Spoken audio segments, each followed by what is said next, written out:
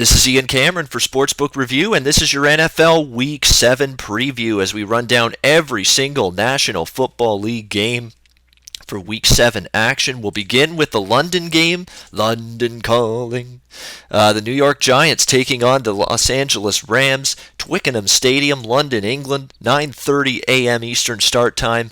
And an interesting matchup here. Funny thing with this game is that the New York Giants really been staying pat around this 2.5, 3-point favorite range throughout the week. I thought the Giants would take a little bit of money. That hasn't necessarily happened in this game.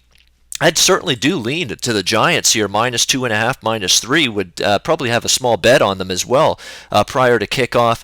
I just think this team's a little bit more battle-tested. You know, it's been a rough gauntlet for the Giants. You look at the teams they've played. Dallas, very good team.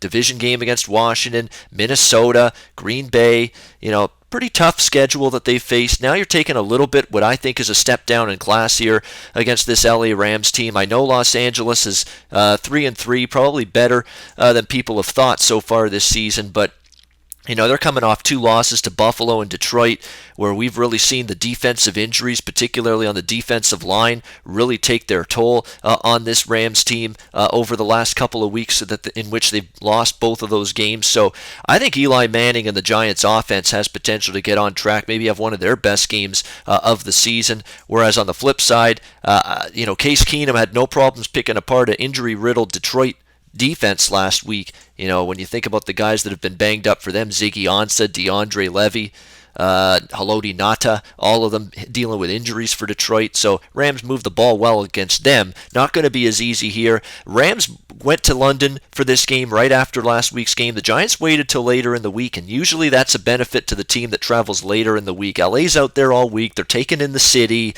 doing the touring thing, I'm sure. Maybe not full-on focus for this football game this week. So potentially that is. Don't know for sure, obviously, but potentially that could be the case. So I'll lean to the Giants there in this game. Minnesota, Philadelphia. Minnesota off a bye. You give Mike Zimmer time to prepare against a rookie quarterback, to prepare a game plan. That's a concern. I can only back Minnesota -3 in this game. They've been a moneymaker. They continue to cash tickets every single week. I mean, what is it, a 29-9 ATS mark under Zimmer as the head coach? I mean, this team's just been a point spread juggernaut, and I wouldn't trust that streak to end here.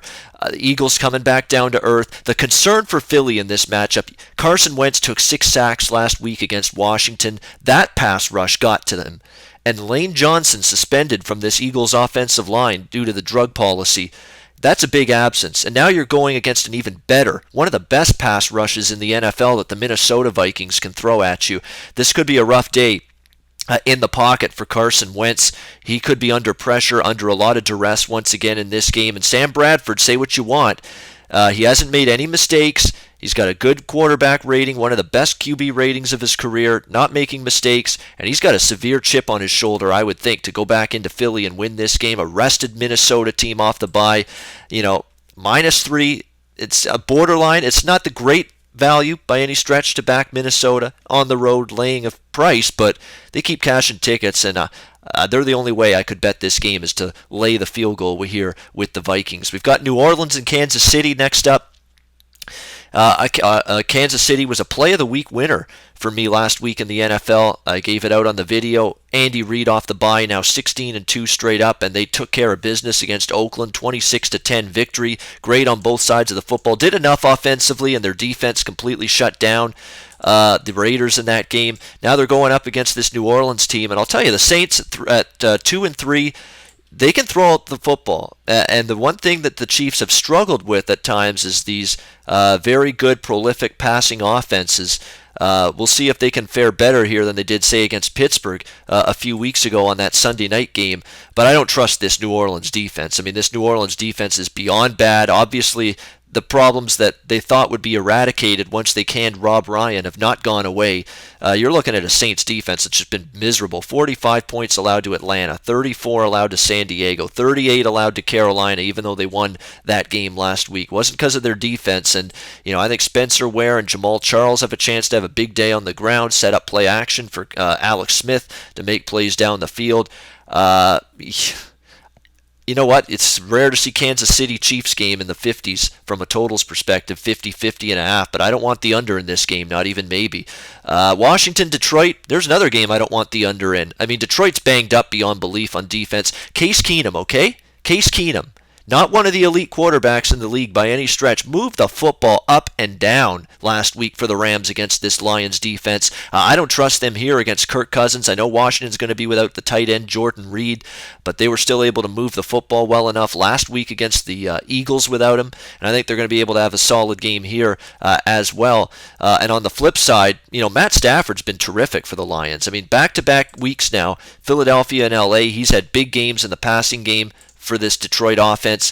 I think we get points in bunches. I can understand why the totals climbed a little bit from 49 up to 49.5 and even 50 showing up now. Should be a high-scoring affair inside Ford Field on Sunday. Cleveland taking on Cincinnati, a battle of Ohio here, and I'm telling you what, I mean, the Browns cashed another underdog ticket last week against Tennessee. They didn't win the game, but they got a late touchdown, recovered an onside kick, scored again. Yeah, sure, you could say that made the game closer than it should have been, but the Browns keep fighting week in and week out. I like the effort you're seeing for this team under Hugh Jackson, and Hugh Jackson is getting as much of this out of this offense as he possibly can. He's down to a rookie quarterback in Cody Kessler. He's got all kinds of injuries and problems on the offensive line, yet the Browns continue to try to get points. That's a good sign for them. Going to be in tough on the road here, obviously, against a very good Cincinnati defense, but I'm not laying double digits with Cincinnati. I continue to think this team is down from the previous couple of seasons. I think they're an overvalued commodity from a point spread perspective.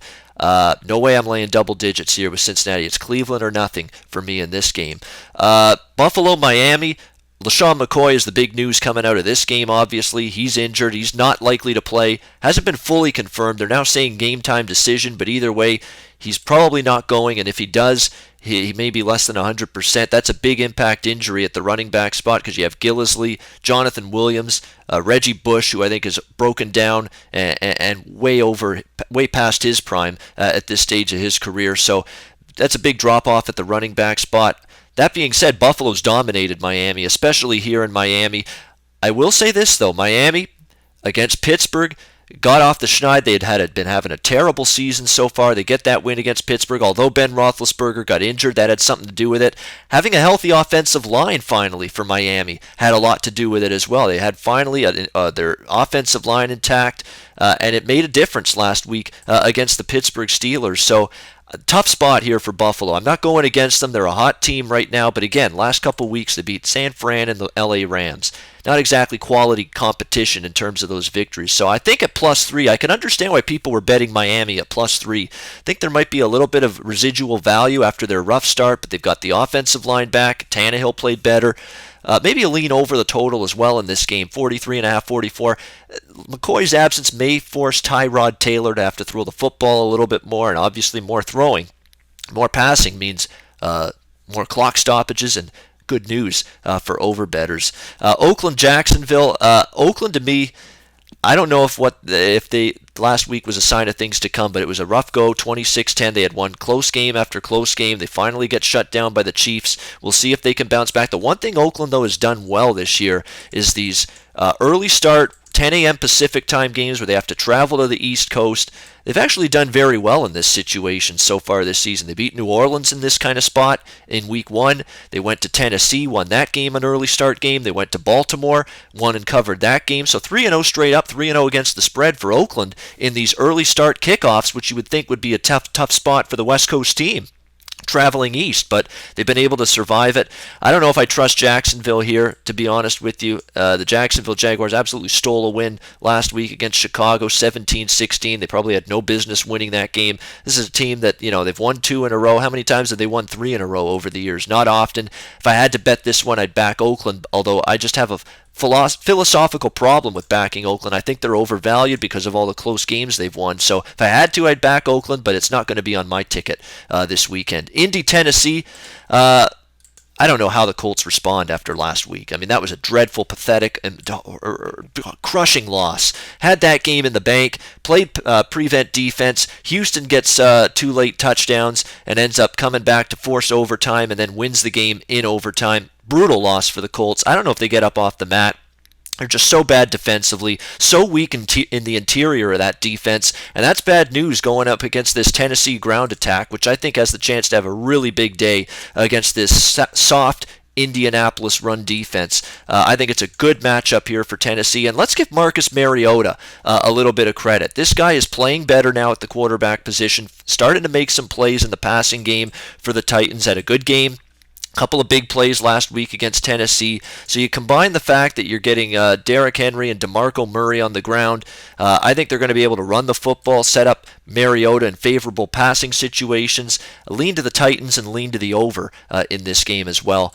Baltimore and the Jets is a pass for me. I'm not laying anything with Geno Smith and the Jets, not even maybe. At the same time, I think Baltimore's a little overvalued, so I don't want any part of that game. San Diego, Atlanta, tough spot for Atlanta. I can understand why they're laying almost a touchdown here, but this is not an easy spot for the Falcons. You've just played 2 games in a row out west in Denver and in Seattle, a down-to-the-wire, intense affair, that what should have been pass interference call on Richard Sherman wasn't. You lose the game, 26-24, tough loss.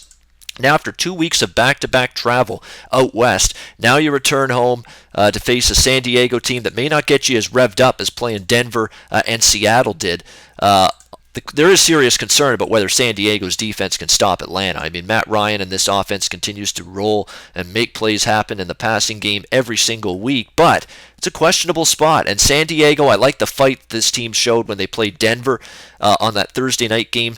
They won 21-13. They could have quit on their season. They could have quit on Mike McCoy after so many tough, heartbreaking losses in a row, but they didn't. They're still playing hard. They're still trying. They still want to win games. And they've been in every single game they've played this season. Look at their losses. Losing by 6 at KC in overtime, by 4 at Indianapolis, by 1 against New Orleans, by 3 at Oakland. In every single game.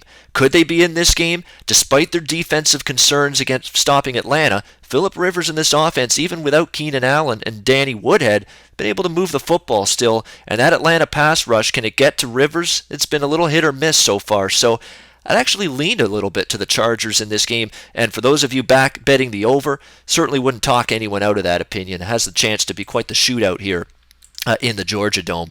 Tampa Bay, San Francisco. I'm shocked. We're shocked that we're seeing as much money as we are on San Francisco. What's to like about the 49ers right now? Chip Kelly's running an offense that has no business being run with this team. They don't have the personnel to execute it. Their defense is without their captain, their leader, Navarro Bowman now. And you're still running this offense at a fast-paced offense and putting your defense back out on the field in 2 seconds and leaving them tired and gassed. And we're seeing this happen every week now with San Francisco, where they've given up just huge points. I mean, to Arizona, 33-21. To Buffalo last week, 45-16, because the offense keeps running at a fast pace. They keep going 3 and out. Colin Kaepernick didn't look like he was the answer at quarterback in his first start last week. Less than 50% completions. Didn't move the ball well at all. Tampa Bay off a bye week. I know Tampa Bay's been a disappointment so far this season, but it's sitting at 2-3. But they are off a win at Carolina prior to the bye, 17-14. A bye week, extra time to prepare, well rested. I can't figure out for the life of me why so many people like San Francisco this week, and we're coming back to this one for play of the week in the NFL. New England, Pittsburgh. Total going up from 46 to 47. I agree. Over the total makes sense to me. I know it's hard to trust Landry Jones. Is he going to be able to put up points? We don't know just how good of a quarterback he is for the Steelers. He's had some good moments, but he's had a lot of bad moments. But the quotes coming out of the Steelers camp and Landry Jones himself state they're going to try to take some shots down the field and open up the passing game a bit. They're not going to try to play conservative, kitty-by-the-door football just because Landry Jones is at quarterback instead of Ben Roethlisberger. They're still going to try to use the weapons they have on offense. As on the flip side, though, I don't know where the stops are going to come from for Pittsburgh's defense. This 2 tight end set, Martellus Bennett and Rob Gronkowski, impossible to defend. It opens up the ground game. It opens up the passing game as well for Tom Brady. And it's just a boatload of issues for a below average, or at least an average at best, Pittsburgh defense that's still dealing with injuries at linebacker. Could be an absolute nightmare for them to try to shut down this vaunted New England offense. So I think New England's going to score their share of points. The question is, can Pittsburgh contribute to get this game over the total?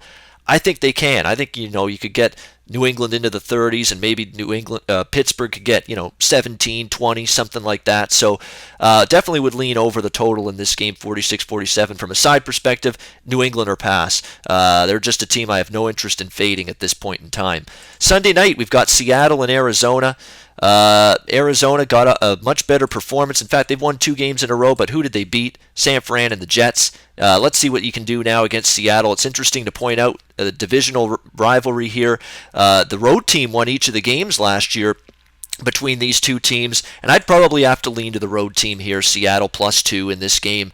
Arizona, where's their quality wins? I mean, okay, they beat Buffalo, they beat San Fran, they beat the Jets, but they've lost to LA, Tampa Bay, New England with Jimmy Garoppolo at quarterback that night. So the jury's still out on Seattle, and we will say this about Seattle: their offensive line is improving. Last few weeks, in fact, very much better play from the offensive line, giving Russell Wilson a better chance to throw the football downfield, and he's really been playing well lately. And 3 straight wins for Seattle against San Fran, the Jets, and Atlanta. Very impressive come-from-behind win. They didn't get rattled after Atlanta had that great third quarter. They bounced back in the fourth quarter to get the win. At this price, can only back the Seahawks as an underdog on Sunday night in Arizona. And we'll wrap it up with Houston and Denver. I don't argue with the early money that's come in on Denver. I think you've missed the best of the number at the current number. 8.5, 9 is what we're seeing now with Denver. But, I don't trust Brock Osweiler against this defense on the road. I mean, he got hot at the end of the game against a bad Indy defense to steal a win there last Sunday night, but I don't know if I trust him here against Denver. And I think the Broncos, off a lethargic performance, 2 straight losses against Atlanta and San Diego, extra time to prepare for Denver because they didn't play since last Thursday night in San Diego. I think they're going to be ready to go for a good effort. I'm not convinced the value is there to back Denver anymore, but at the opener of 6.5, I can understand why people were betting that one up with the Broncos when they were laying less than a touchdown. All right, let's wrap it up. Play of the week for Week 7 in the NFL. We're 4-2, 67% with our plays of the week through the first 6 weeks. Let's see if we can add to it here. We're going back to Tampa, San Francisco. I think this line is moving in the wrong direction, and let's see if we can take advantage of what I think is the wrong move in this game. Let's take Tampa Bay. Pick 'em. That's Tampa Bay at a pick 'em. That's rotation number 471. The Bucks to hand the 49ers another defeat. Tampa Bay pick 'em over San Francisco. Your NFL Week 7 play of the week. All right, that will wrap it up. I'm Ian Cameron. Research before you bet. Be sure to check out SBR Picks for the best game predictions, breakdowns, and much, much more.